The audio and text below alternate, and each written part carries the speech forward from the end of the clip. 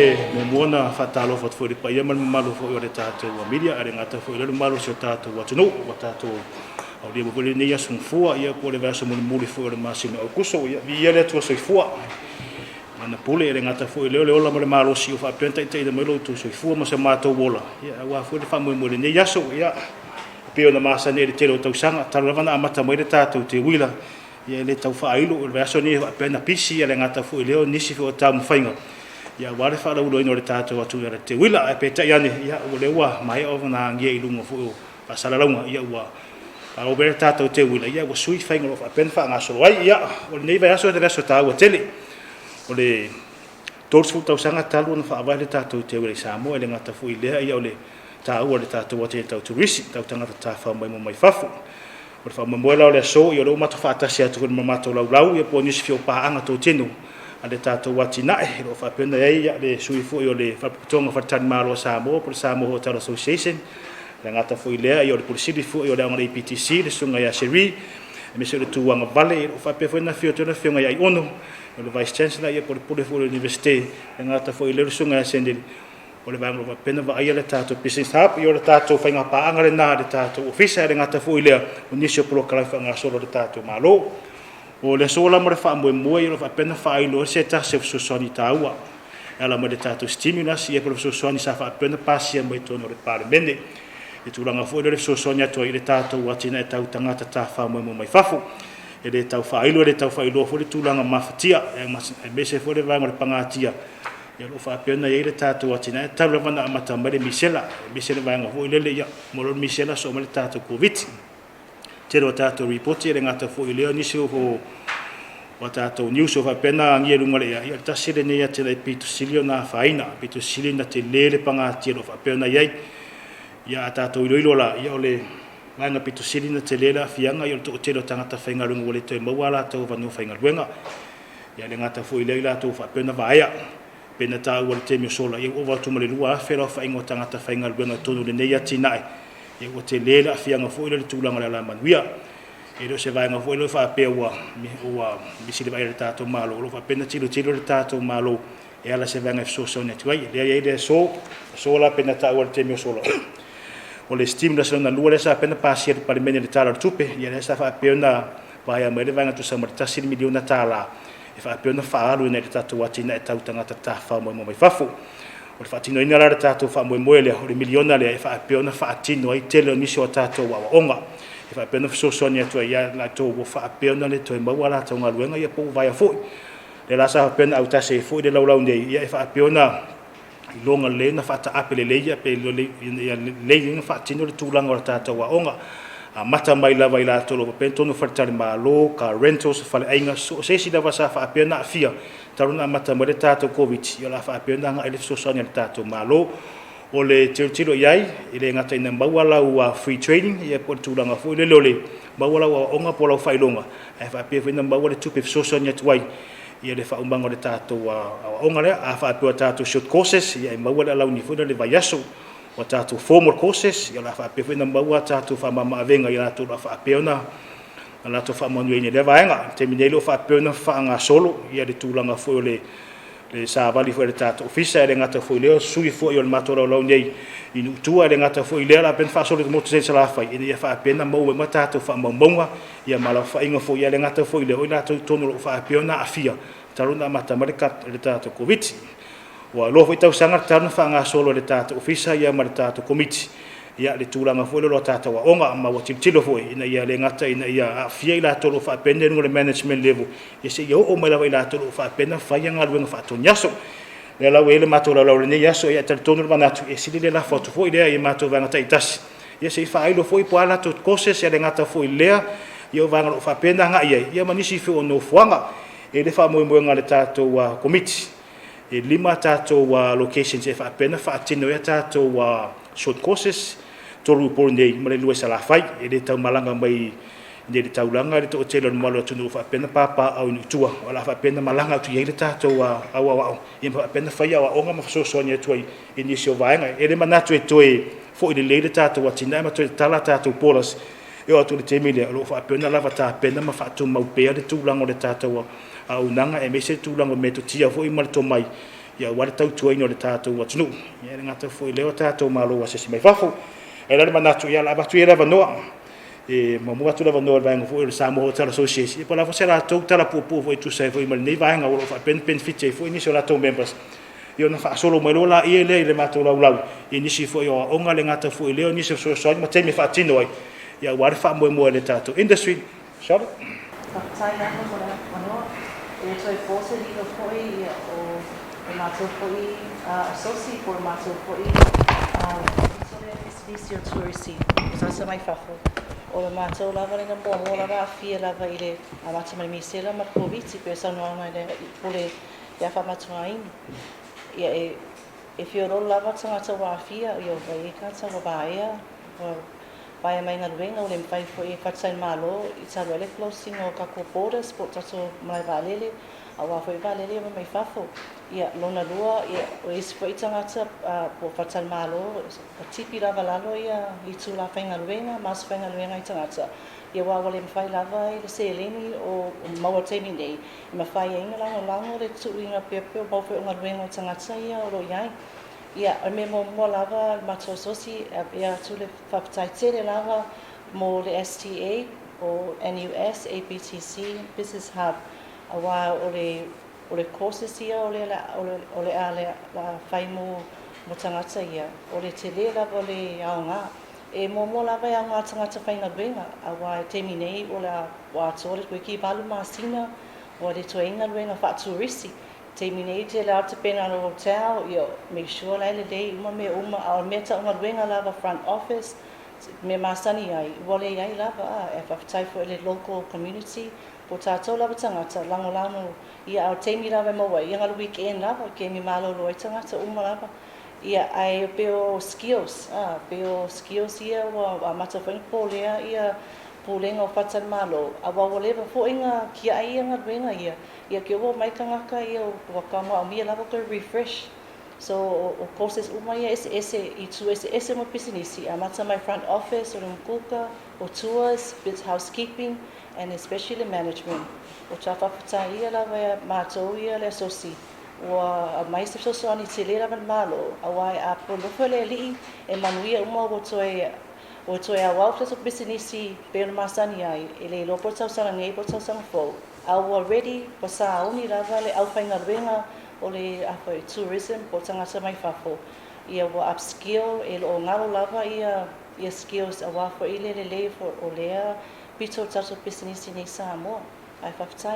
I'm Cherie, the Country Director for the Australia Pacific Training Coalition. This is the Australian government's flagship program in the Pacific for training excellence in technical, vocational, educational training. So before I provide an overview of some of the support that we're providing, I suppose the tourism sector as well as the Samoa Tourism Authority, I'd like to express our sincere thanks. We're very honored and humbled to be able to support STA in their efforts to address some of the challenges that we're facing right now during this COVID-19 pandemic.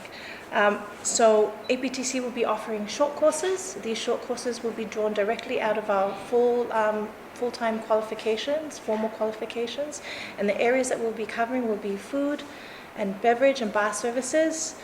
Certificate 4 in leadership and management, as well as housekeeping skills. The housekeeping skills will be a special program that we'll be working in collaboration with one of our key partners, the National University of Samoa, to deliver. So we begin our training in November and it will carry through until next year, March, and so we look forward to supporting and upskilling our people during this time. Thank you for avanoa, fanau. Vice Chancellor of the National University of Samoa. Thank you very much for this opportunity to participate in this media conference and Faletalimalo tatou atunuu. The National University of Samoa is very pleased to offer 4 formal courses. Esistai I whonge I kato o whengalwenga lea wa whaea mai I ngalwenga le whonge a le hotel industry. There are 4 courses la ia, o Certificate 2 in Tourism and Hospitality in Kukuri. Ia ma le Certificate 2 o Tourism and Hospitality o le Food and Beverages. Ia ma le Certificate 2 in Tourism and Hospitality. This is Front Office and Accommodation Services. Ma le Certificate 2 in Tourism and Hospitality Tour Guiding. So o formal courses mo ia o mana accredited ele Samoa Qualifications Authority ma o courses ia e fonga each certificate te ka I na lusa fulu ia participants e mafai na wai is a course is te metasi so la mfaianga na accommodation valse fulu ia participants wai farma ku courses ia offer ia e ono masina e fai le course usually our courses ne certificate courses a mato ta is fulu masina ia lela offer ku le ono masina fai tongo le ono masina e condense la fai ngol course ia ai fo ia mo fo lang fa pula fo le time e fai le courses nei ia po ia matai ia ai fo ai o se son me fala fa ngal wenga wa fai ana fa tuna ila ku ngal wenga fai na fo na staff mo ma ko courses nei ma ia fo ia tonu na pau le start timine me ila wa fio mai fai fo mata ta yo tatu fala pa tong turis wala tina e o me fo pitola a wala hale kuma la iman yo so tatu wa tunu e o itu langa pe ona yaile tu iti o tu pe mawa de fo i tu ai na tina ai ona lo te po mala i fa ma ia ia le tu so le langa i le e fai lo le fa tau ba ia masui o le ma tau pu le sili ia e fionga ia vai tu ia ala tina yo ia e fa le fo ia se tu langa o le pa anga mai ia ale officer tu tonu mo le tina a business Samoa o le Samoa Business HUB le o suia mai lona I mua I le SPEC o le Small Business Enterprise Center taluna na fa mai ta si vai fa ia pe ona fa manino ona ele amata mai lava nei officer ta si vai fa ave lava na fa mo ia o nga upu wata wa o nga pu ia o tama ia o nga pe ta si le aso ia pe a fa so fo ia pe vai aso e lima ta ina ai le mamalu lau tele la tunu ia o lo fa fo ina ia ti na e tau amata ina ia le po a wale si ITIA e via business ia lo ia wala val si ITIA o tamau ai nga nu mafio am ia pela e o mai le taimi nei ia e tasi le matou pulukalame ua aloa ia I lunga o le whaapa ia o ngā aloa ia le tatou whalaputonga o tuspasita waloa Samoa le SQA ma ua whaingoa ina o le certificate to in small business operation o le pulukalame le ono masina I whaatino ai ia e peitai ona o le tūlanga e pe ona iai le pulukalame nei ia ua ili mai ai na o ni matau e ono fitau le ia wa foi le mamanu le ofenga venga I le AUAUNAGA tau TURISI e lu tau ina I pe alo la tau soifua galulue le foi matata ia o ngala ia la fe ngai matatu Samoa Business HUB pe ona I fata o tonga le wai ia o tūlanga le mea tau vaainga o tupe ma ona fa mau business essentials ia I umalava le pulea ta tau le taimi e whaanga I o I whaingo whaatino ia o fa mau o tupe ia o fetuna ingo tau tala fe ngai ia ma AUAUNAGA Ese'ese ia pe ona ile nei vai tau ia o te le al tato AUAUNAGA ia walu la lo fetuna ingo tau o wa tatu wa ia tangata Samoa fa ngai ina tato AUAUNAGA tau TURISI ia la fuafua ia I tolu aso e whaatino I fo I lea o oma ia mo fuafua ina pe on sau no fa matua ia le alu tua ia le whatatanoanga teni nei a matalata toa o mapupu ia I le asorua balu se te ma le sfulfa o ki topa le whaatino ina lea o le tato o kalame ia ona o suinga I le baitau a matanga mai lava leo langa ia e whaapepa tato whamaumaunga tato basic financial record keeping lea le lau whamaimoa I fo I o le sila asanga o isi kōsia la tau molmoli tua mo tato wha ia man mamalu I la tau whaingaluenga tato o nanga tau TURISI ia whaatino I fo I le sito I ngā kōs le tolu fo I aso le umi o le information and communication technology masalo le taimi nei o le tele o le atunuu ia uwha ngā ina ia computer, tablets, telefoni ia ele fo ina I fesosoani mai ia isi metotia o lo maua I lunga o le tato internet ia e lima te i nei le malu puipu ia leo wha maumanga wha pesinisi ia malitulanga lava I le kōsi mulimuli lea e whaatino e mātou masalo pe o atu se vai taimi o Januari a Februari o tausanga fō ia o tatou AUAUNAGA lau tele customer service. Ele po lava malai ese mai asa mo ia malana ia au nanga fa customer service. Ona e tau muli nga tu manga nu manga anga I fanua nga fa aloalo. Ia e hau foi ona silafia. O mātou e whaatino lava o ngai lalo e pe ona saunoa shiri ia o nga male anu es I tūlanga tau maululunga te is. Ai abena mātou whaamua I nai tamari whai la aunga ia mesele malo le atunuu. O Fafo ia tatou o nanga TURISI pe ona ia ile malu nai ali I whai pule ia latou mataanga ia nai whale tu matawhanga tau Fafo. Ina ia lima ta inga I toa inga mata upu nei. Ia pe o se tatau noa lea ile pa ia mana malu Samoa whaafongfong nai. Ia tainane le nei aso whaamatua inu man whaaloalo te le lau. Ia no se toi fono whalapi I fwere le tūrangi no nau te lenga le naua mai fwere na maalo turi ko whea la fwea tātou wa onga I tūranga tātou fwoma koses e re ngata fwere leo nisi o tātou wa koses au waringi ia te le tātou po kalame I tūranga fwere la tau ina le tātou industry mo le sila fia fwere pena tāu al te misola o le sini amara I tūra whamue I o tātou tangata whainga luenga fwere whamaro lo e re ngata fwere leo wa vaya mai a lātou ngaluenga I lewa APTC fo ima finangalo le tata wa kapeneta ma pasia fo parlemeni ina ia tura va no fo ile mai to fa urtula ngora to onga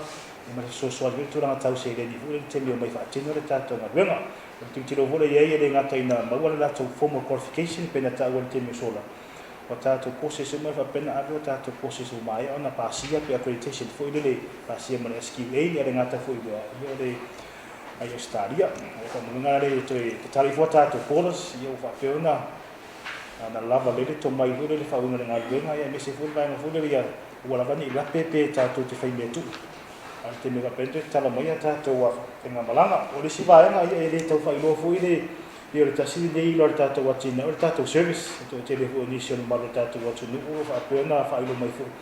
ia pole ala vale le Faletalimalo ma mata anga ta o to fu ma fa u ia ma le Fatino ngalu ia mo wala ba fia wa yo tangata ia le wa ta sile vai mo ta o te le tato fa mo mo le ngata so so nya fu